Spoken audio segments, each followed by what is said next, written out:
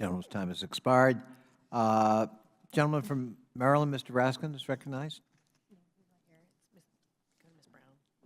Gentlewoman from Ohio, Ms. Brown, is recognized for her 5 minutes.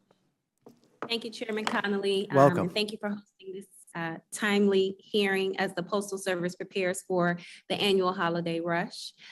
Throughout this Congress, this committee has held several hearings, including some field hearings focused on Postal Service performance and ways to support the agency. Based on historical trends, the holiday season results in an increase in gifts, greeting cards, and other seasonal mail. So if you'll look at the screen, you will see that the Postal Service's preparation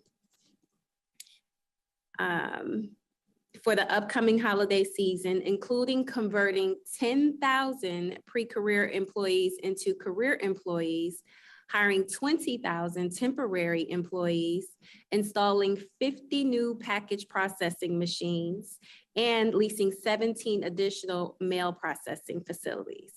Like many others, my constituents in Ohio depend on the Postal Service to deliver important items like medicine, unemployment benefits, and Social Security checks.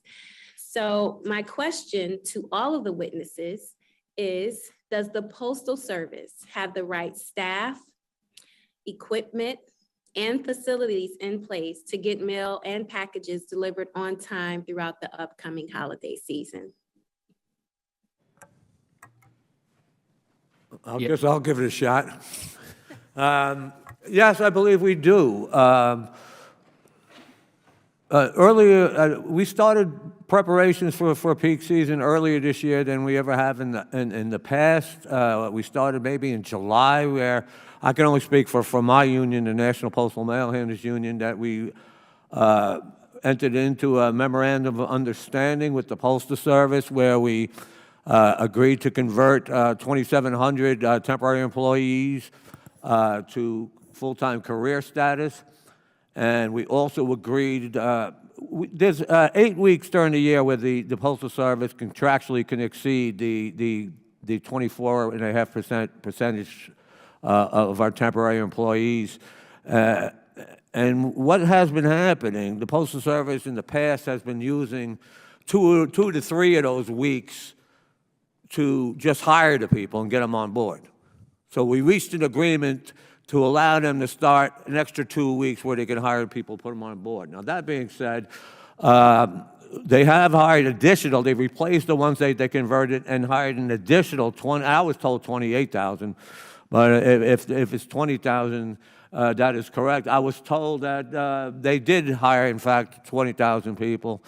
And that being said, our regular workforce is ready, willing, and able to work any overtime that we're asked to do.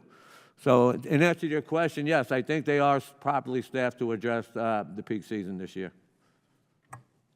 I would also like to speak to this. The Postal Service is absolutely ready for this holiday season. I appreciate some of the stats that you pulled up on the screen. I will speak more broadly. Over the last 2 years, we have converted over 100,000 part-time employees into full-time employees. We have leased 8.5 million square feet of multi-year annexes, so not just specific to 1 or 2 months, but something we can upfit over the course of the year to ensure that we are ready for the December month. And then our employee availability has improved. Supervisor vacancies have gone down. From a staffing standpoint, we are ready. From a facility standpoint, we are ready. And from an equipment standpoint, we have installed 249 package sorters, again, since March of 2021. So we did 112 last year, another 137 this year. We are moving packages at a much faster rate than we were at this time last year. We are very confident as we move forward into the holidays.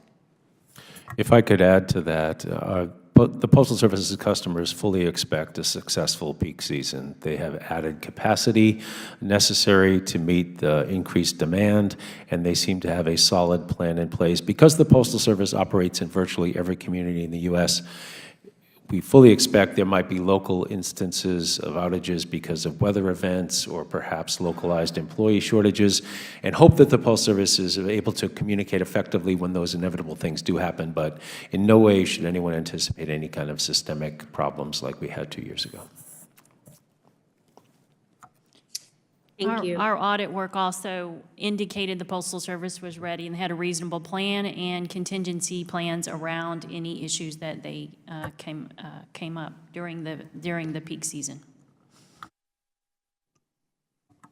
And speaking as a postmaster who actually delivered mail last New Year's Eve and during peak, the question was, do we have the right staff, equipment, and facilities?